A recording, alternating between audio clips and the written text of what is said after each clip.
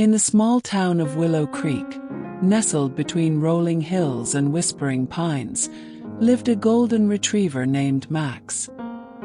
His fur shimmered like sunlight on a summer lake, and his eyes held a warmth that could melt the coldest heart. Max wasn't just any dog. He was a certified therapy dog, trained to bring comfort to those weighed down by the burdens of trauma.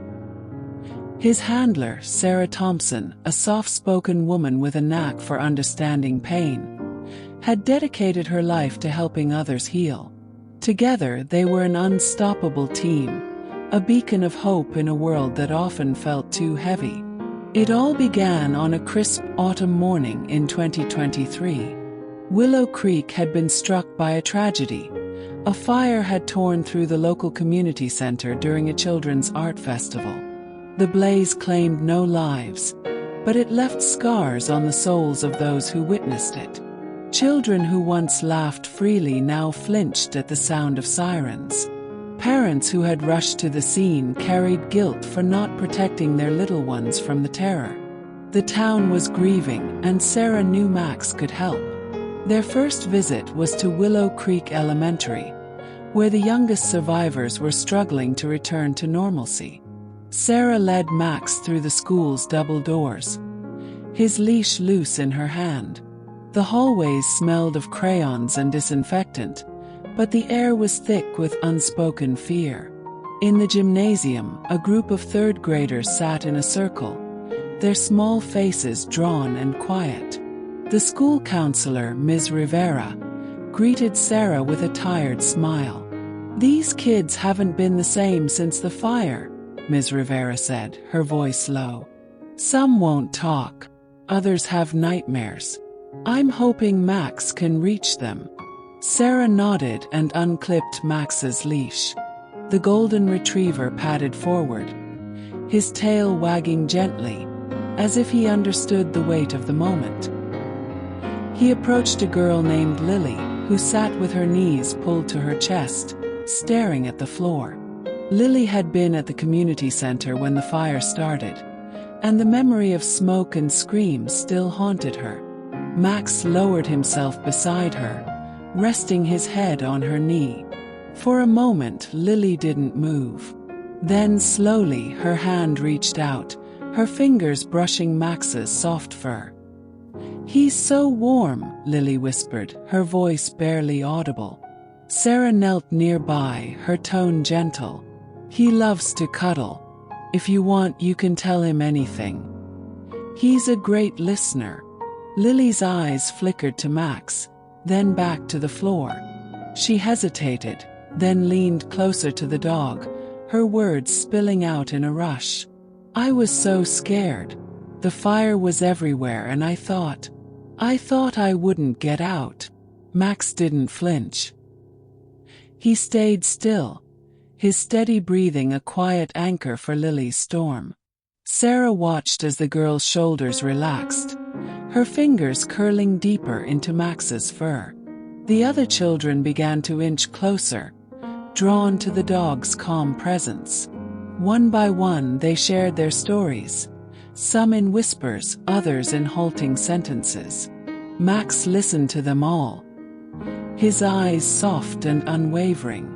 Over the next few weeks, Sarah and Max became a familiar sight in Willow Creek. They visited the hospital, where survivors were recovering from smoke inhalation. They sat with firefighters who blamed themselves for not containing the blaze sooner. They even stopped by the senior center, where elderly residents mourned the loss of the community center, a place that had held their memories for decades. Wherever they went, Max brought a quiet magic. His presence was a reminder that healing was possible, even if it took time. One of Max's most profound moments came during a therapy session at the town's makeshift counseling center. A teenage boy named Ethan, who had lost his sketchbook, a collection of drawings he'd poured his heart into, in the fire, had shut down completely. He refused to speak to counselors, his parents, or even his friends. Ethan's mother, desperate, asked Sarah if Max could try. When Sarah and Max entered the small counseling room, Ethan was slouched in a chair, his hoodie pulled over his face. Sarah introduced herself, but Ethan didn't respond. Max, sensing the boy's pain, approached slowly and lay down at his feet. Minutes passed in silence. Then Ethan's hand twitched, reaching down to touch Max's ear. The dog tilted his head, nudging Ethan's palm. "You ever lose something important?" Ethan muttered, his voice muffled by his hoodie. Sarah sat across from him, her hands folded. "I have. Hurts like nothing else. Max lost his favorite toy once. A squeaky bone." He looked so sad, but he kept going, wagging his tail anyway. Ethan snorted, a faint spark of amusement in his eyes. "A toy's not the same as my sketchbook." "No, it's not," Sarah agreed. "But Max taught me something. Sometimes when you lose something, you find a new way to create. Maybe not the same, but still beautiful." Ethan didn't reply, but he kept petting Max, his fingers tracing the dog's golden fur. Over the next few sessions, he began to open up, sharing memories of his drawings and even sketching a portrait of Max on a notepad the counselor provided. The dog's steady presence gave Ethan a safe space to grieve, and slowly, he began to rebuild. As months turned into a year, Willow Creek began to heal. The community center was rebuilt, funded by donations from neighboring towns. The children returned to their laughter, though some still carried quiet scars. The firefighters held a ceremony to honor their courage, and Ethan's new sketches were displayed at the reopened center, including a vibrant drawing of Max, his eyes bright and his tail a blur of gold. Max and Sarah continued their work, not just in Willow Creek but in other towns struck by tragedy. They visited shelters after floods, hospitals after accidents, and schools after losses too heavy for young hearts to bear. Max's gift was his ability to sit with pain, to offer comfort without judgment, and to remind people that they weren't alone. One evening, as Sarah and Max walked home under a sky streaked with pink and gold, Sarah looked down at her partner.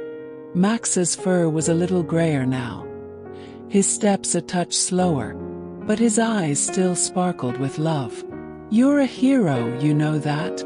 Sarah said, scratching behind his ears. Max wagged his tail as if to say, "I'm just doing what I was born to do." And in that moment, under the fading light of a healing town, Max the therapy dog proved that sometimes the greatest heroes don't need capes. They just need a warm heart and a wagging tail.